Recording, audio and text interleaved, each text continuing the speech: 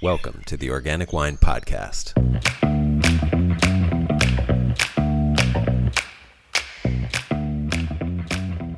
We live in a time of propaganda. I don't know how else to put it. Right now, people don't discuss their disagreements, listen to opposing ideas, and use research and evidence to evaluate and come to reasonable and nuanced solutions to problems. I wish we did, but what we do instead is pick a side and say that everyone who isn't on our side is bad and wrong. The consequence is that we are in the midst of massive historical changes to the way we live that require nimble, intelligent, and iterative problem solving, and we're paralyzed and unable to enact even some of the first experimental solutions to the issues that threaten to overwhelm us. Sorry to be so dire. This is Adam, coming to you from Los Angeles, and I should probably stop watching the news. And in fact, I want this podcast to be the opposite. I don't want to spread propaganda. I want to solve problems and spread hope. So on this episode, we're going to talk about some of the problems with organic viticulture. And I know this may be shocking coming from me, but yes, organic has issues. That doesn't mean organic viticulture is bad. That doesn't mean we shouldn't do it. And that doesn't mean it's pointless. On the contrary, I've never been more committed to organic viticulture as the best form of viticulture. And I believe literally every vineyard should be farmed organically. But there will be no greenwashing in this episode. To make the organic future of wine a reality, we have some problems to solve, and we'll never solve them by pretending they don't exist. We need to honestly and openly discuss our own failings so that we can learn how to improve and find solutions. So I'm incredibly grateful to my guest for this episode, Leigh Bartholomew, for being willing to openly discuss some of these issues with me. Leigh has an incredible resume that we get into on the podcast that includes work at some of the most revered and renowned wineries literally around the world in almost every continent. She's a leader in the Oregon wine industry, and she's been a viticulturalist for decades with an enormous amount of experience working in vines. Leigh openly and intelligently articulates many of the less than perfect realities and compromises of organic and biodynamic viticulture, while at the same time aspiring to continue to farm organically. She simultaneously acknowledges the challenges and points the way to solving many of the problems she brings up. Leigh is my hero. It takes courage to come on the Organic Wine Podcast and talk about some of the problems with organic. But so many great questions still remain for us to answer, and this conversation with Leigh Bartholomew provides the foundation for beginning to answer them. Enjoy. Leigh, thanks so much for joining. Welcome. My pleasure, Adam. Thank you for having me.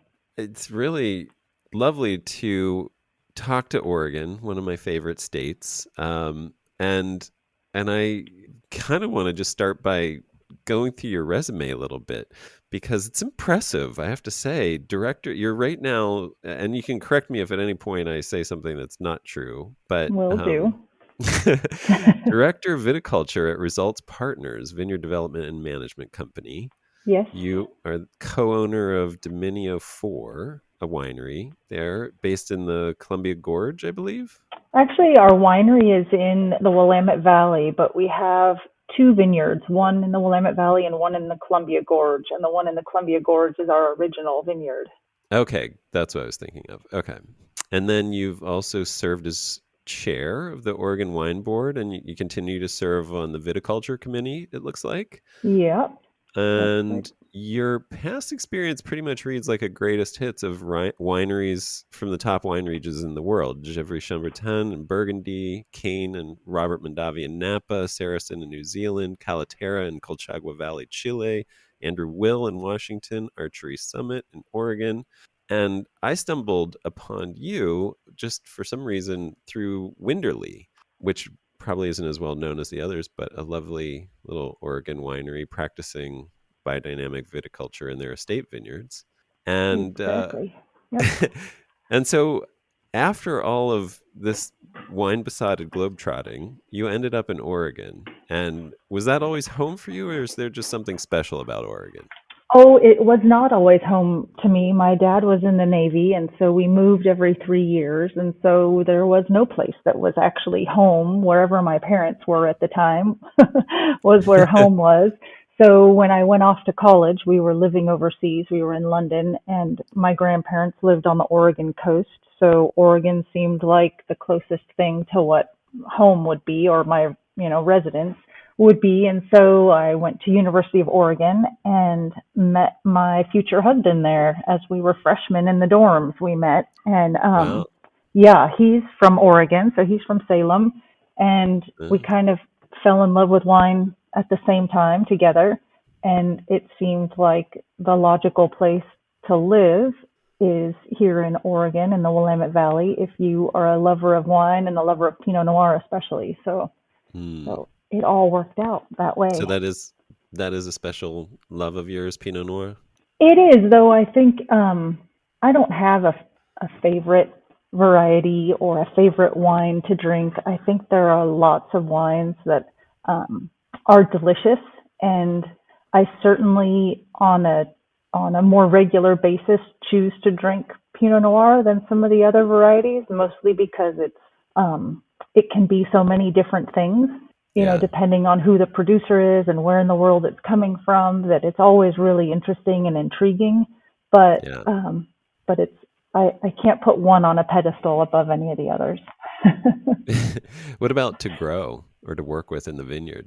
Do you have a favorite there? Mm, well, it wouldn't be Pinot Noir. Pinot Noir. So I've Pinot, heard and yeah, experienced. it's so tricky, which I think there is something really interesting about that, especially to the inquisitive mind. Mm, How do you do it, and how do you do it well, and how do you do it in harmony with Mother Nature in any given year? And every year that's a little different. And I think that's really exciting. And it means my job is absolutely never boring because no year, no growing season looks like any other. Um, and that's not just a Pinot Noir thing. That's an Oregon thing. I think more than anything, it's a farming yeah. thing, but it's a farming in Oregon especially thing where our vintages can look so dramatically different. But yeah, I think Pinot's tough to grow, but everything's tough to grow. You have to be paying attention no matter what you're growing or Yeah, where. that was one of my jokes to sort of give California a little bit of shit was, the difference between Oregon and California is that Oregon actually has vintages. Um, Very true. I, but you guys are growing Tempranillo as well, right? we do, yep, in our Columbia Gorge vineyard out in a little tiny town called Mosier, we grow Tempranillo and Syrah and Viognier. Those And what three. what was the? I mean, I can understand. Well, I mean, I can understand pairing Viognier and Syrah, but what was Mhm. the decision making that went into those three? It was looking at the climate and what the growing degree days look like and what the climate feels like. And then at the time, just what wines we were really enjoying drinking and really intrigued by Tempranillo and what Tempranillo might be like in the new world compared to the old world. And I think it was where our interest was. We always, I think, thought we would plant a whole bunch of different things and try out a bunch, and this was where we would start. Um, and things like water rights and stuff like that limit how much how much land you're going to plant. And so we stuck with those original three and realized too that it was much more interesting to have different clones of the same variety, so we could start to play with that and dig a little bit deeper and understand some of those Mm, differences on the site and just understand best how to farm in a region where we weren't living. So we've never actually lived in the gorge. My parents live on our vineyard property out there. Well, it's their vineyard property. We farm and manage the vineyard. Um, got it. and so we don't live on the property. And so trying to understand how to manage a farm from a distance is also something that we've spent years trying to master. How far of a drive is it for you from where you do live? Is it like an hour Two and a half? hours. 2 hours? Yeah. Yeah. Yep. It's 2 hours. So it's just far enough to make it difficult to do in a day, but not impossible. So it's not too bad. Interesting. Long enough to This, listen to a podcast and be happy that you've got the quiet time on the road. oh, good. I love that. Nice. Yeah. I listen. I mean, so it's funny because I think totally different setup, but being a winemaker in Los Angeles means that, any drive you take is a 2 hour drive to get Right. to vines or vineyards or anything that, where grapes of any sort. So That's really interesting to me. I'd love to. We might have to dig into to more about how you have learned to manage that. Yep. But let's just start with at, just a funny question I thought of that you at Results Partners must encounter people with a lot of money and very little experience with farming. Is that true sometimes? It's yep, it's true. There are people who are often coming to farming as a second or third career and just learning and really interested in learning. Um, so yes, yeah, it And it do can be you true, but not always. Okay. Right, right, of course, I'm sure. I imagine that that isn't uncommon and that I'm now curious if you spend a lot of your time trying to talk people out of becoming a vineyard owner. Um, I I try not to talk anybody into or out of anything. Just give them all the options and make sure people understand because I think you know, and this is like not the fun part of the wine industry, but farming grapes um, is not an economically it's not a way to make money or even keep the money you have unless especially if you're just a farmer. Farming Right. grapes is becoming a proposition where it costs more to farm than most people are making in their fruit sales in a year.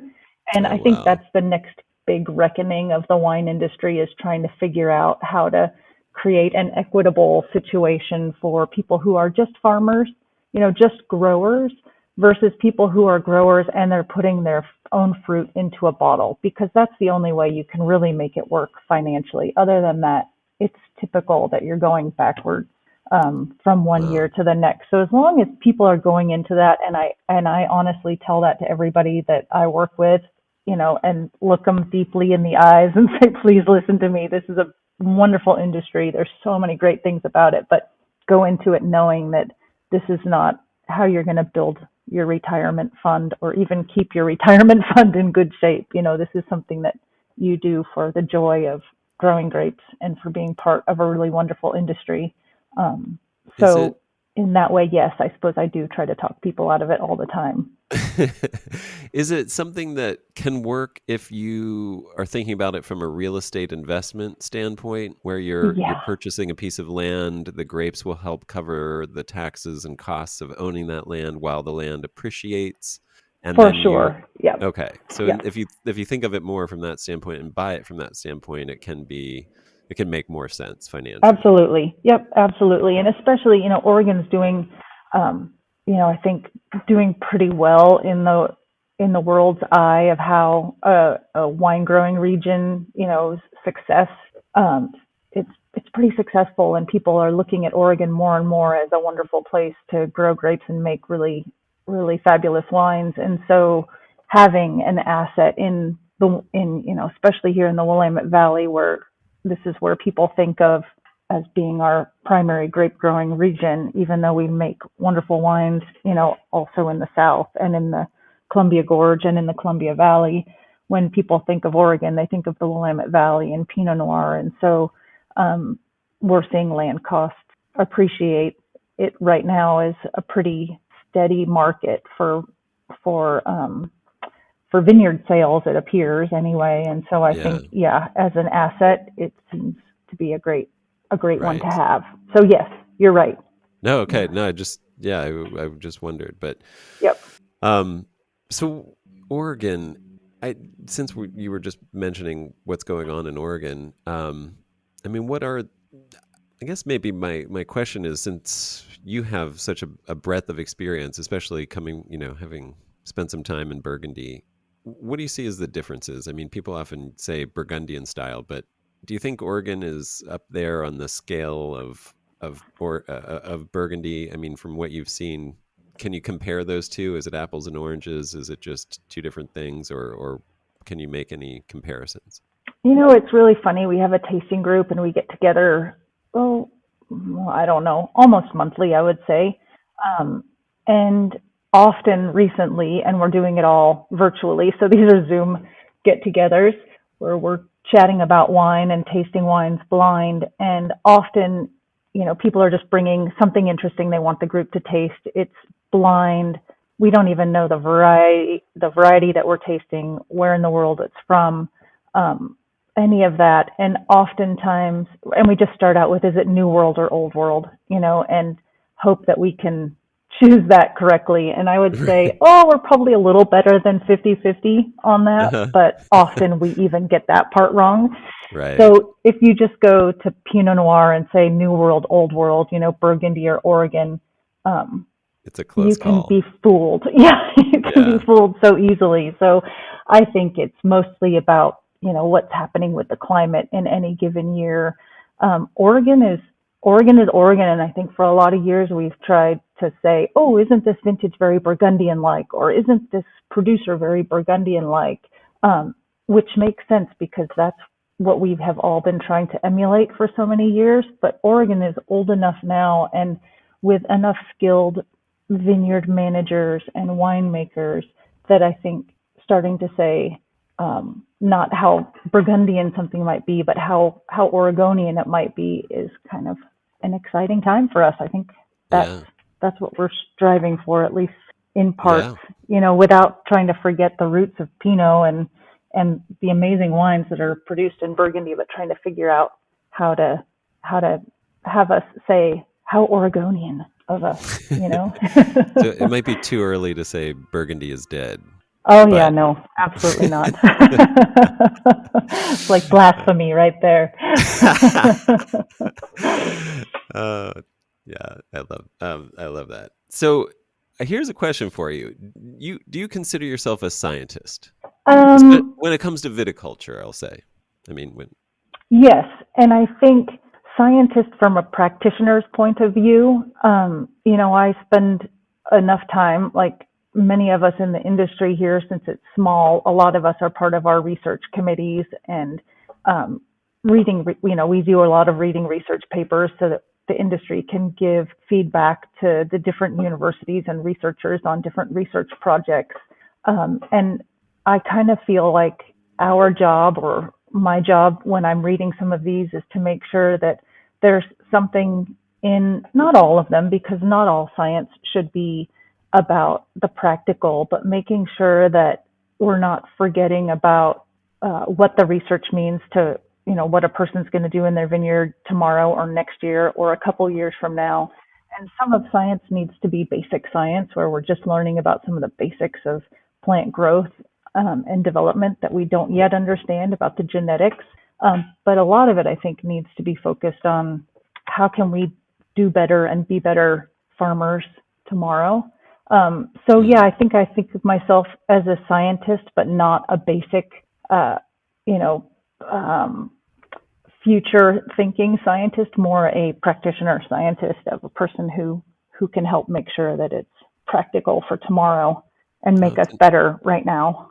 that's a really interesting distinction.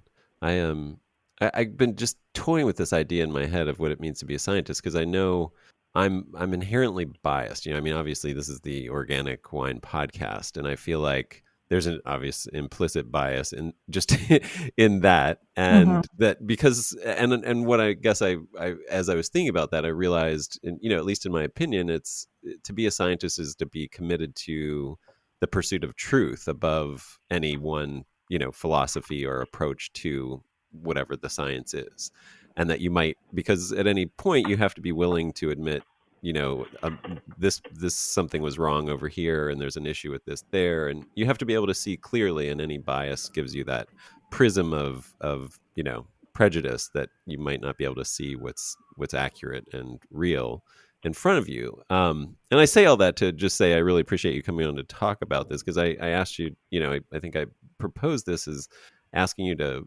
talk about some of the issues with organic and biodynamic viticulture. Hmm. And I just, I don't want that to, I'm giving this as a context because I don't want anybody who's listening to think of you as like, if you are bringing up issues, that you're not the bad guy or the antagonist in the story of the Organic Wine Thank Podcast. you. Quite the opposite, actually. The way I see it is we can never grow or improve without confronting our weaknesses and failings. And if we don't get to know these problems, we can never solve them effectively. Yep. And you're someone who comes with years of many different kinds of viticultural experience and can talk about these things with nuance and without those implicit biases that I, obviously bring to it. So, thank you again for being willing. You're welcome. And and but and then a couple of things. So from your results partner's bio, it says, about you, well versed in organic and biodynamic farming practices. Lee's philosophy is simple. I feel that beyond respecting the land, these methods also yield healthier and more expressive fruit. And then from your from your website, the Dominio 4, you talk about you are using practices that will ensure that the vineyard will remain viable and healthy for future generations. So, Mm-hmm. I guess my first big question is how are you farming your home estate vineyard? Yep. So our vineyard out in the Columbia Gorge has been farmed organically since we planted in '02, and biodynamically for much of that time. Though, like I said, trying to learn how to farm biodynamically from a distance or farm at all from a distance is difficult. And asking your mom and dad to wake up at 4 a.m. to stir some preps to spray out on the vines just became more and more difficult over the years. I can imagine. Yeah. So, Um, and then our vineyard here in Carlton area has been farmed organically for the last year. So for the first 3 years of its life, we used some contact herbicides so that we could grow the vines without having the competition of weeds and things like that we were quite worried about. And so we're transitioning that into organics over the last year, and that feels really good.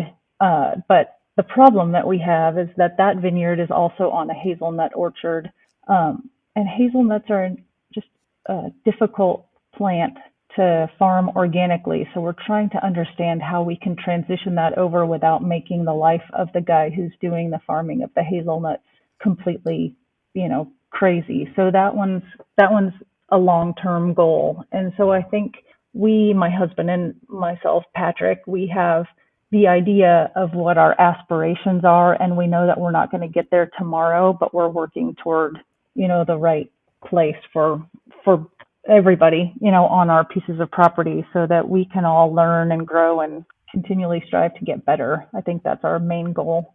yeah, I mean, so well, let's talk about some of the issues. I mean, it would be interesting to talk about hazelnuts. I mean, specifically, I know that's a big crop there in Oregon, and Yes. historically, um, I mean, what are those challenges?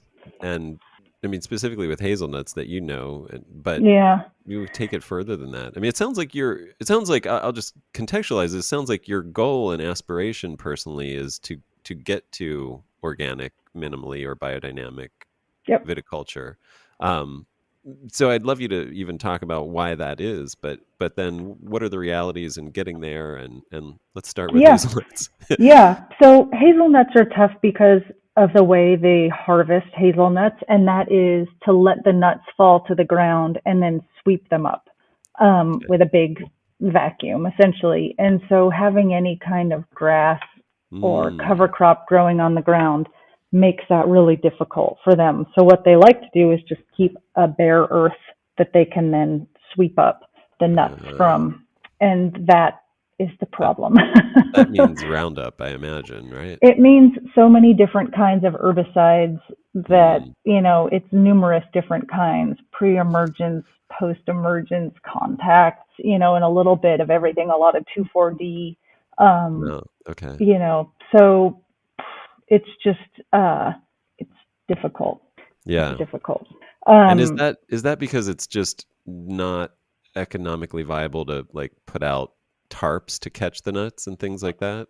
Yeah, it's 30 acres of hazelnuts, and so trying to do that. I think that there are researchers at OSU who are working on this right now, and there are farmers who are farming hazelnuts organically, but typically they're smaller acreages.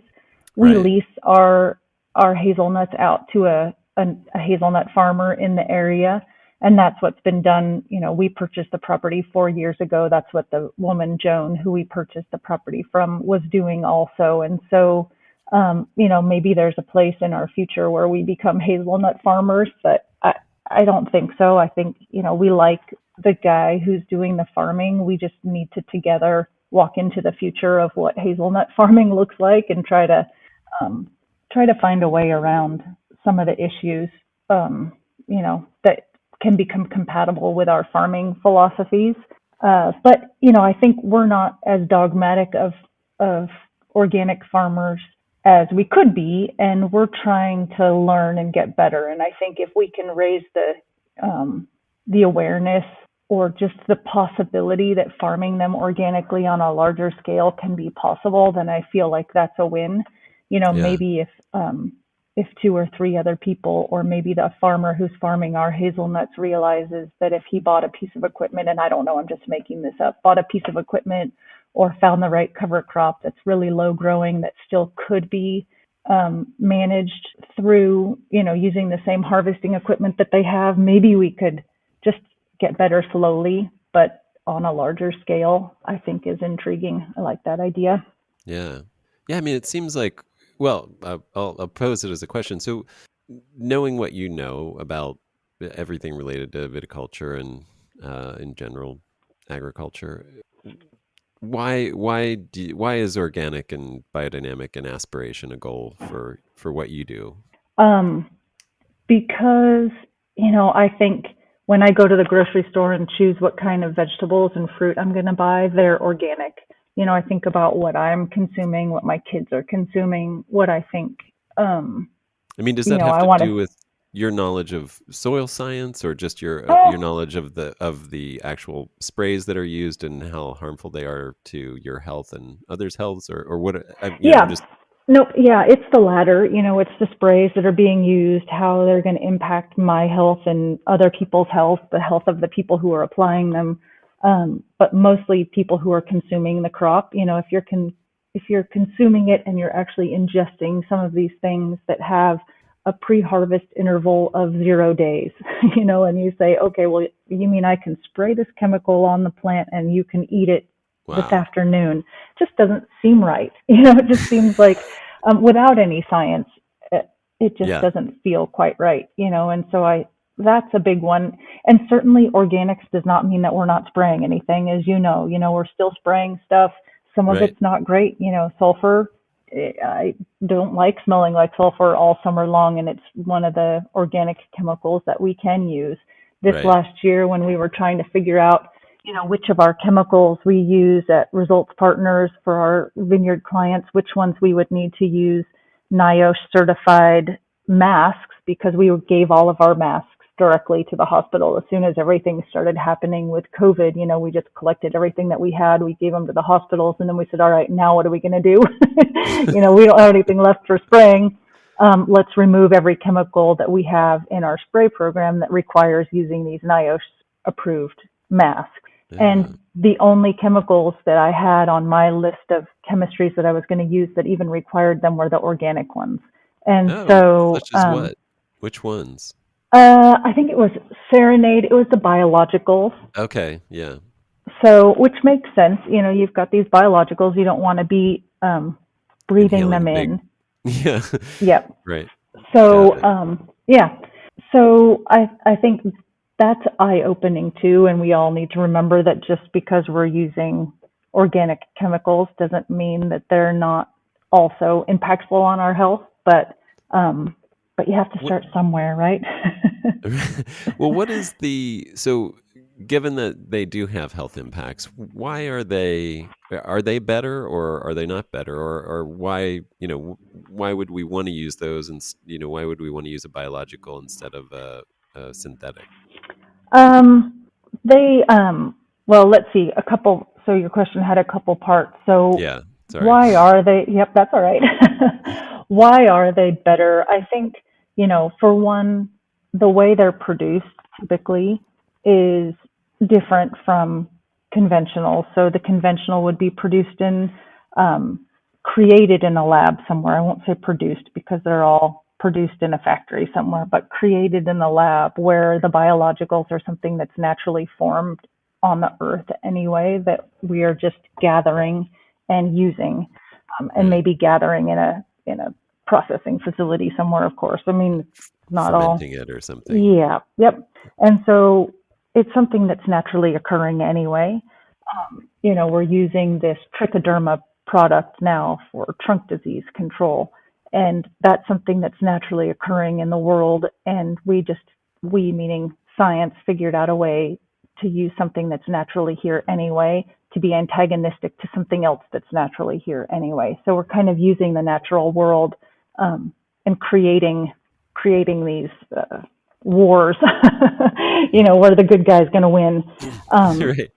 right in our vineyards. And so I think that feels like and I keep saying this word feel, and it shouldn't really be so much about how it feels, but that the way that feels is that it's better when you're using something that's already In the world here. versus, Yeah. Already here versus creating something out of science, out of different processes to be antagonistic to the things we need to get rid of. So certainly, though, when you look at the toxicology reports of some of these different chemistries, and I sit on the LIVE board, which is our sustainability program here in Oregon for low impact viticulture and enology, and we have a list of chemistries that we allow people to use, and the list of chemistries is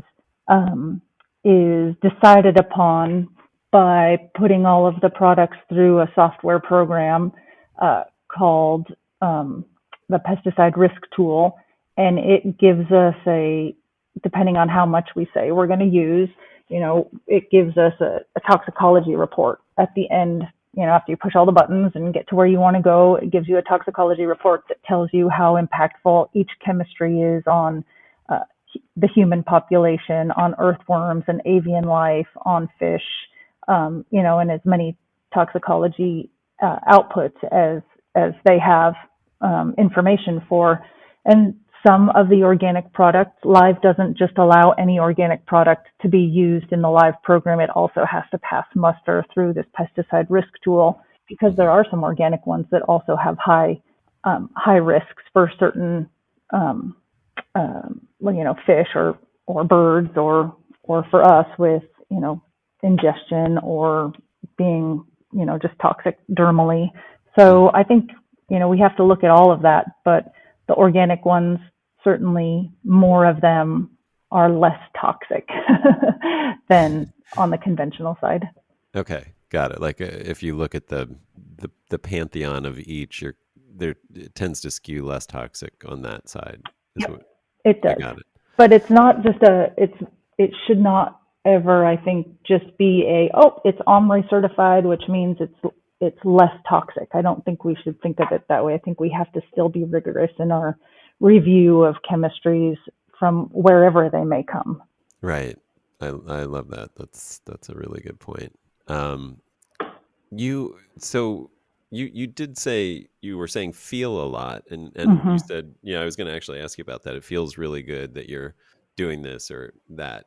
Do you think that is based in reality? Like, is there truth behind that, or is that, or are we deluded into feeling really good? I mean, it sounds like what you just said is there's some evidence that we should feel better about it, generally speaking. Although I think we are a little deluded, to be honest, because most people, when you tell them that you're farming organically, say, oh, so you're not spraying any pesticides. Right. Well, no, Right. In fact, we're spraying more often, and so we are having a bigger impact environmentally just on our tractor use alone, and how many gallons of diesel we're burning, and our Right. compaction of the soil and the implications on the earthworm population, or, on spraying a lot of sulfur and causing more flare-ups with mites, because we're creating more of an environment where it's more conducive, to them thriving. And so there are some things that we do in the vineyard when we're farming organically that just seem to go against the whole idea of what our organic farming is about.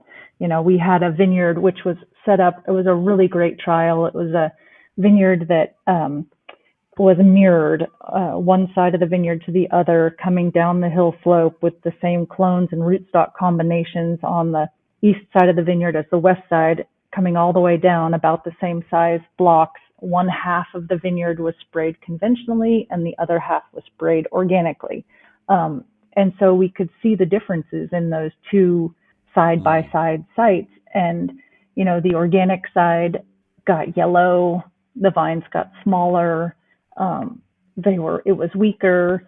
There were a lot of things that didn't look as good on the organic side as on the conventionally farmed side. And it wasn't fertilizers, because we weren't adding fertilizers. It was just, I think the amount of sulfur that was getting sprayed and the number of times you were passing through with an under the vine cultivator for weeds, and something else that I don't know the answer to yet, but would like to understand better. And so, the organic side just wasn't thriving like the conventional side was. And I think the jury is out too on whether you were getting better wine quality from one side to the other.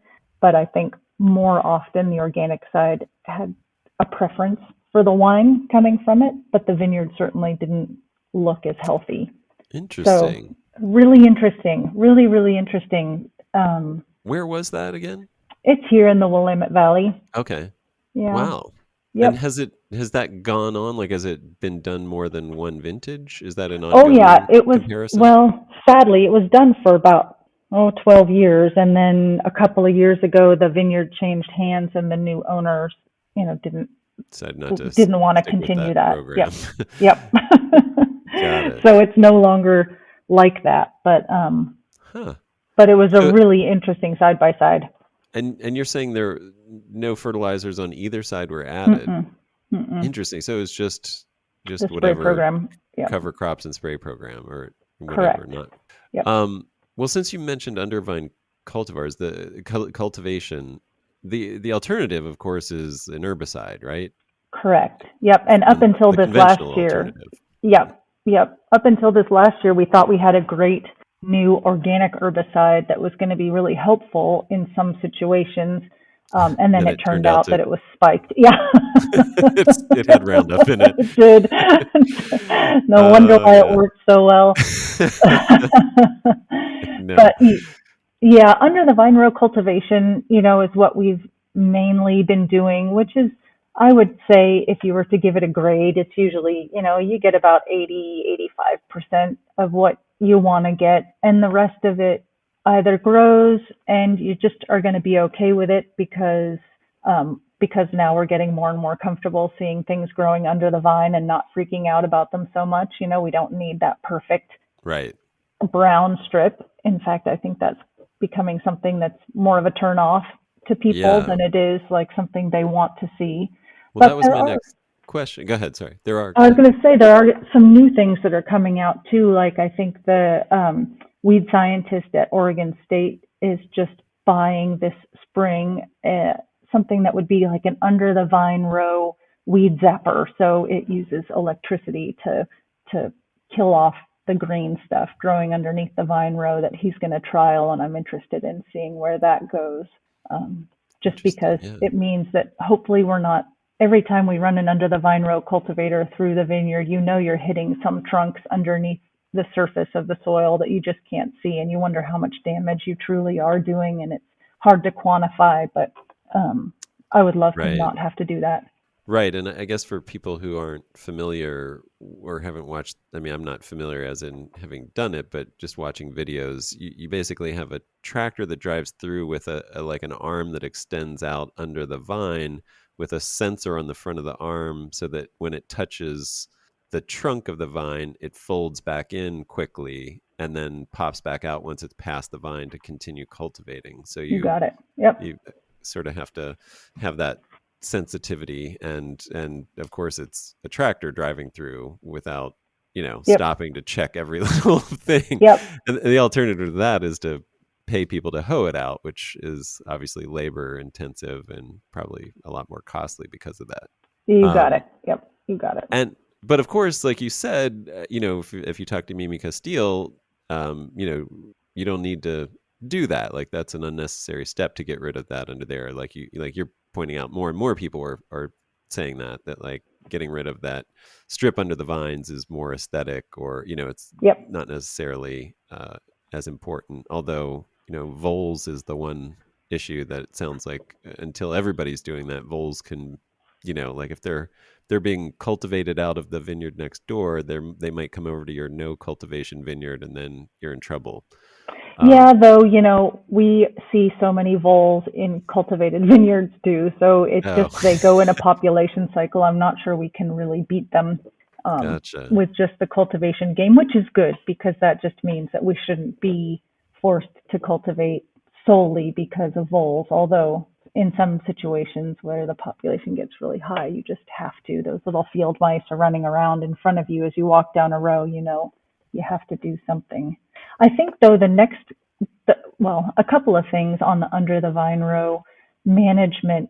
We're on the cusp of realizing, I think, that cover crops and the seeds that we plant, um, we've used the same ones for so many years because somebody came upon a blend that worked really well here in Oregon, and that's what everybody's been using for 20 years. And we're finally realizing that we should be experimenting with lots of different cover crops, for different reasons, whether it's buckwheat for phosphorus or if it's, clovers or legumes for nitrogen or just Right. other different different seeds and different combinations of seeds that we should be planting for different reasons. And maybe finding a way, and this has been hard so far, but finding a way to sow a really nice seed underneath the vine row that will grow low, that will not be competitive, that will, do all the things we want it to do underneath the vine row. And then, yeah, we can just leave it there and That not have to worry about it. sounds like we could kill two birds with that stone too. The hazelnuts might benefit from that Awesome. same Yes, if we you're find so that. right. All right, people, let's get to work. We got to That's find right. that. That's right. Yeah, I think a lot of time spent on cover crop seed. Um, the identification of the right ones would be fantastic. And we finally have in Buzz Seeds a new vineyard specific cover crop company with a woman named Rebecca Sweet who got her degree from OSU looking at native seeds in Oregon. She just last year, maybe 2 years ago now, started her new company selling cover crop seeds and putting together blends that are vineyard specific. And that's really exciting because that's what we've needed. That's great. Yeah. That's yeah, it sounds like the way things are headed. That's very cool. Yes. Um, well, since we're talking about the soil, and let's talk about herbicides. And I mean, where do you stand on soil science and herbicides and some of the synthetics that are available? And you know, I mean, it just I don't know. Again, this is the feeling, and I'm Hmm. I'm speaking unscientifically. It just like it's almost like an intuitive thing that if you're putting something that kills plants in a vineyard, there's a inherent contradiction in terms of Hmm. vitality for the vines.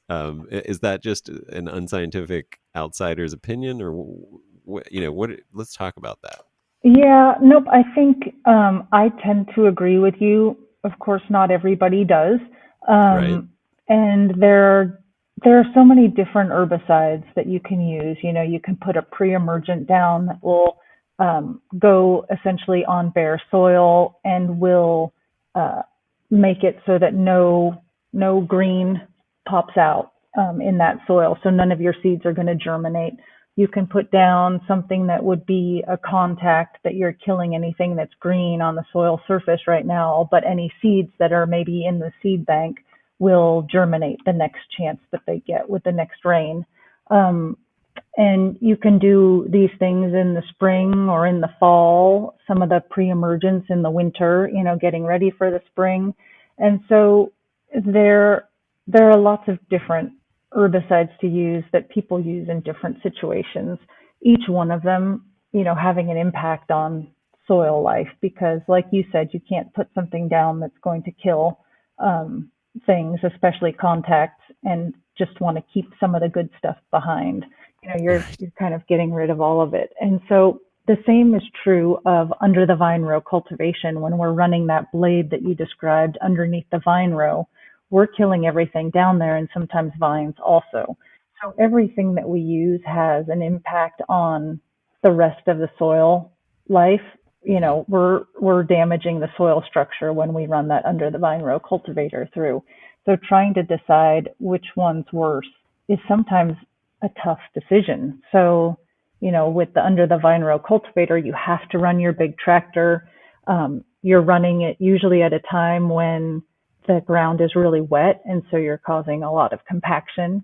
Um, when you're spraying an herbicide, you're running a little ATV around. You can do it twice or three times as fast as you can do the under the vine row cultivator. So the impacts are are different, but they're significant with all of them. Mm. Not doing anything at all, in some cases, when you have older vines that have nice deep roots and your vines are healthy, can be just fine, where you don't spray your herbicide and kill the weeds, and you don't run an under the vine row cultivator to kill the weeds. But if you're trying to grow a young vineyard and the vines need to have, you know, some free soil, bare soil around them so that they're not um, compromised, you have to choose your poison, as you may, Right, right, as you say. So one of those things is going to have to be done, or you put a lot of people on it and you do some hand hoeing around the vines, and right. the impact on people is significant, and the number of people that we have able to do some of these jobs is also decreasing. And so there is no one real proper answer to the question, because there are so Trade-offs and many, yeah, variables and yep, there's so many variables. compromises. Yeah. Yep, yep, that you just have to choose one. And I think there's no real one right answer. There are right answers in different situations, for different people. And so I, without, without trying to be, make the decision for everybody, I think everybody has to make their own decision for themselves at that time, and try to figure out how they're going to have the least impact on those around them, including the soil life, and doing research and finding out what's going to be the right thing in that situation. Because if you have a field full of morning glory and you're going to run an in-row cultivator through and just spread it around and cause the problem to be bigger and bigger and bigger, you're probably Right. not doing good things for your place. And so how do you have the best impact on your place at that Mm. time? And it's going to be different with every decision. Every decision is going to be have a different answer. Is there, so you're saying that might be a situation where you'd want to use an You might need herbicide. to spray it. You Is might the, need to is there spray it. an alternative to that where you introduce competitive plants that would prevent it, like not obviously get rid of the morning glory, but sort of find a balance in the vineyard where you have tons of other things in addition to the morning glory? Or is There, that yep. No, I think you're right. And usually when you end up in a situation like what I'm talking about, when you have morning glory and you feel like you come to a place where you need to spray it, it's because it's gotten out of control, right? And if it's uh, gotten out of control, it means you took your eye off the ball for a minute and you weren't paying attention and something happened. So there are always reasons, there are consequences to us getting busier and missing something, uh, and yeah, then you have to deal with it later. But yeah, I think you're right. When you're paying close attention and when you're trying to prevent these future issues because you can see that it could come at you, and you have a really varied, beautiful cover crop or planting that you've had planted for a while. And like this year, we had a huge outbreak of slugs in our vineyard. And I have one vineyard where I bought a really lovely organic cover crop, and it germinated and the slugs ate it all. And if you were to go out there today, it's just brown soil. You would think I sprayed herbicide on the whole thing, but the slugs have eaten every green thing in sight. And so we just sometimes think we have control over a situation, and then something yeah. like that happens and we I don't. I'm I just discovered slugs in our front yard vineyard as well, but Ah, they're kind of perfect. They're keeping it in check because we have these huge sort of like daikon and other things that are growing, awesome. and just as they're getting to be like, up into the vines, all of a sudden they're withering back, and you can see that the slugs are just chewing them Hmm. down. And I'm like, oh, this is perfect. I don't need to bring in the sheep. I love it. Yeah, Um, and then, yeah, I was thinking we have a lot of feral cats down here. We should just ship them up there for your vole issue. We could, that would be wonderful. Please. LA, we would just release our feral cats into Oregon wine country and boom, That Done. would be great. Yeah, for And the slugs, I've imagined, and actually I think was suggested by someone to just get ducks. And the site that yeah, I'm that's what I've thinking of heard. is, Yeah. yeah, That's, close to 200 acres. I'm like, how many ducks does it take to eat the slugs on 200 acres? I don't even know. but you need to get those Indian runner ducks that are like super Exactly. fast. They'll cover that 200 acres like boom. I would love to see it.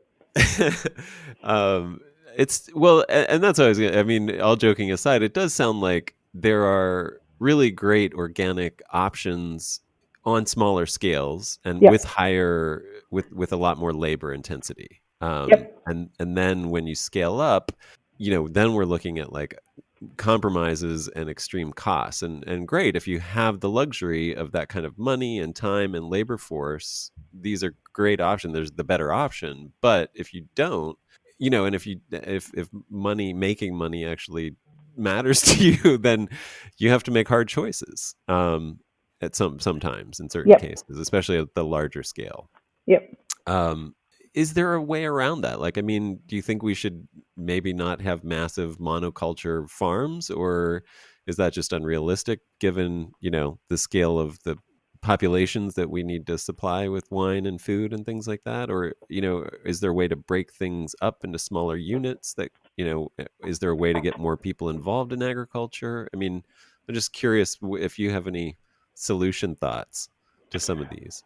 Gosh, it's such a good question, and I think I can come at it from a couple of different places. I think the more of this kind of stuff that we want to do and paying attention to, having the lowest impact possible from an environmental perspective onto our sites, the more input it takes, the stuff that we're talking about, and Right. not More joking, hands have to be involved, right? more hands have to be involved. And when more hands are involved, the costs go up. Right. So, if people are willing to pay more for organic wine and pay more for organic fruit, which we very rarely see, Right.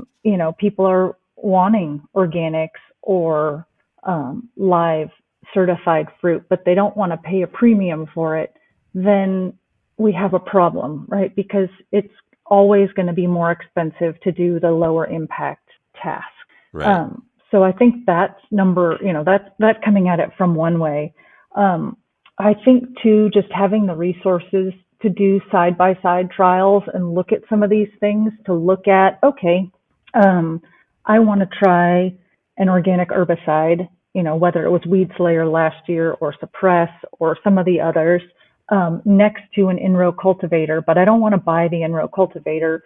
Do we have custom farmers who will just come around with an in-row cultivator and cultivate your 6 acres for you so you don't have to buy a $20,000 piece of equipment? That kind of stuff. I think Right. build up that sharing of equipment so that we're all able to use things, which, at Results Partners, we do. We have pieces of equipment that we run on lots of different people's farms, and that means that people don't have to go out and buy those expensive things, which I think is a great benefit. And then they can choose this year, and maybe the right thing is to rotate a lot of these different ideas. It's the true idea of integrated pest management, right? You're not doing just one thing every year the Hmm. same or all year long the same. You're rotating different modes of action, whether it be an organic herbicide or maybe in the situation that we were talking about, if there's a big blow up of field bindweed or something, you're using something a little bit stronger, a conventional herbicide once, but then you're going back to, okay, now I'm going to run my in-row cultivator through because I can do that and not cause even a bigger problem.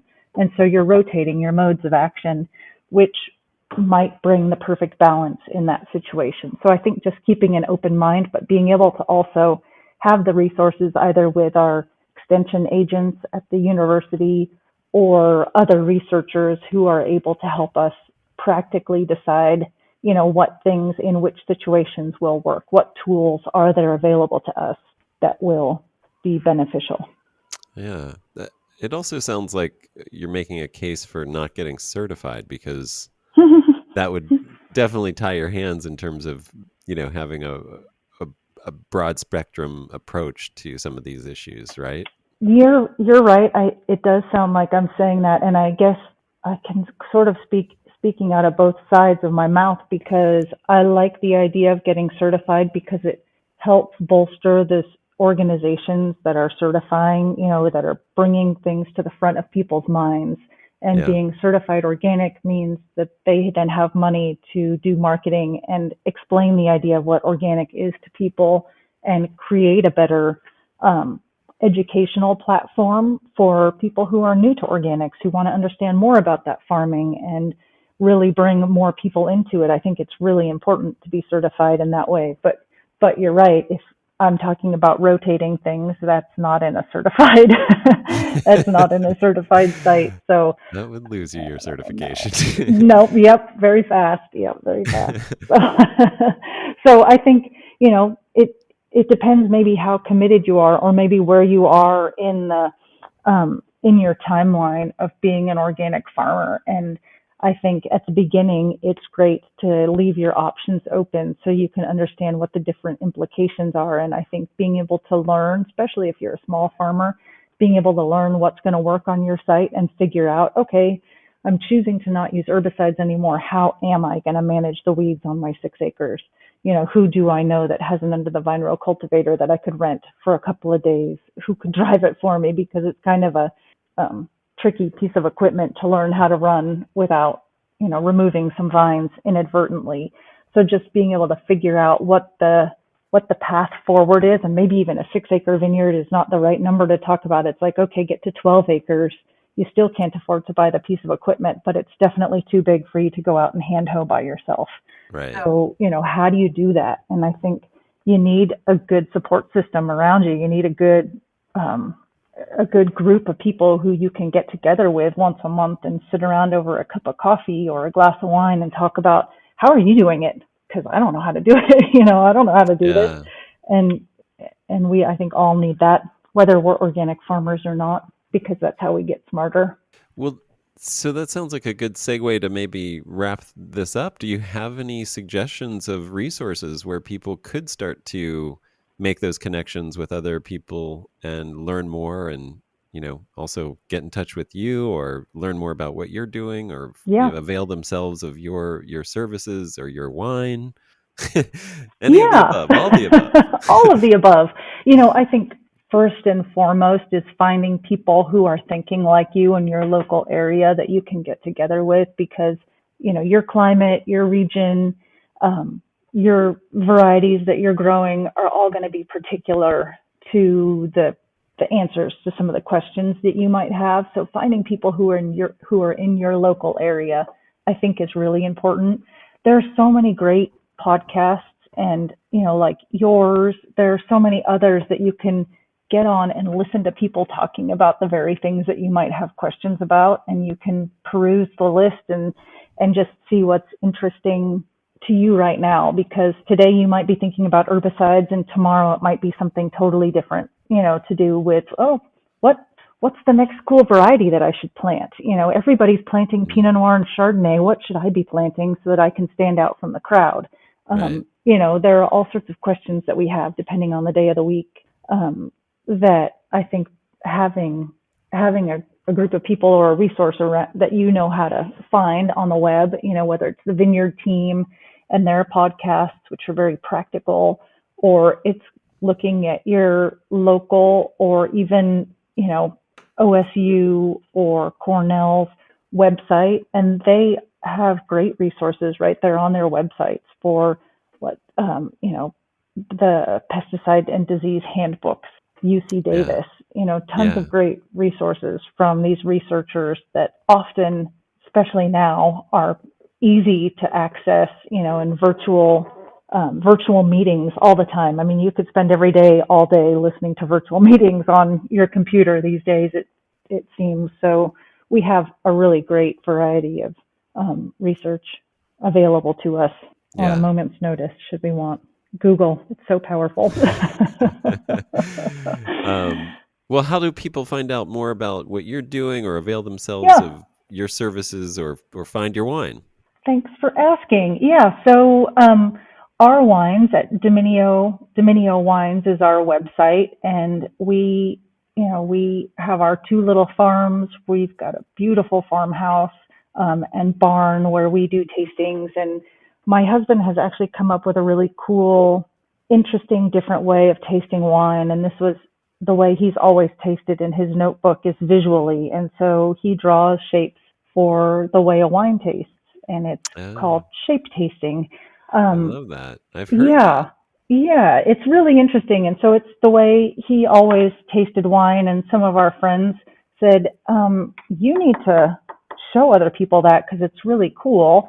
And so he does some of his labels have the shape tastings on the front of them. And so they're just interesting, nice, educational, tastings that we do in our barn where Patrick can lead you through a shape tasting and kind of like, what does it mean to him? And it just changes the vocabulary. I think a lot of people get nervous talking about wine because they don't have the right vocabulary for it. And this sort of removes that vocabulary. I suppose it adds a different one because it's drawing, which is intimidating. But a lot of people look at these drawings and say, I get the way that wine is supposed to taste. It's so different from you telling me that it's blueberries and blackberries and tobacco. And I get it now because that wasn't part of my vocabulary.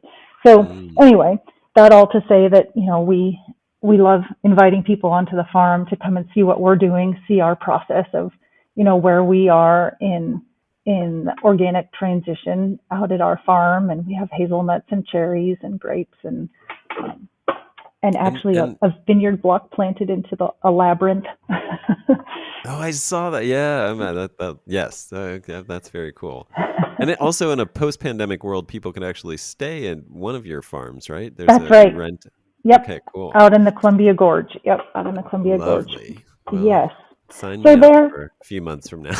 exactly. It's a wonderful, very relaxing place to go. So that Oh, or through Results Partners, you can always find me and connect with me there. And I love to go visit people's vineyards and talk about farming and just, give any insights that I might have into what you're doing and welcome learning about everybody else's different ways of farming their properties also. So you can find me there anytime. great. Well, thanks so much, Lee. This has been wonderful. I really appreciate you being candid and honest and scientific about answering a lot of these difficult questions for organic and biodynamic. It's really it's like I said, I think we have to look at these with open eyes and honesty if we ever want to move forward. So I really Absolutely appreciate you agree. doing that and helping with that. It's Oh, great. you're welcome. Thanks so much for coming on. It's really great to talk to you. Thank you very much for having me. I've really enjoyed my time with you. I hope you enjoyed this interview with Leigh Bartholomew as much as I did, and if so, please go to our website and sign up for our email list. Our website is centraliswine.com. That's CENTRALAS wine.com. Thanks.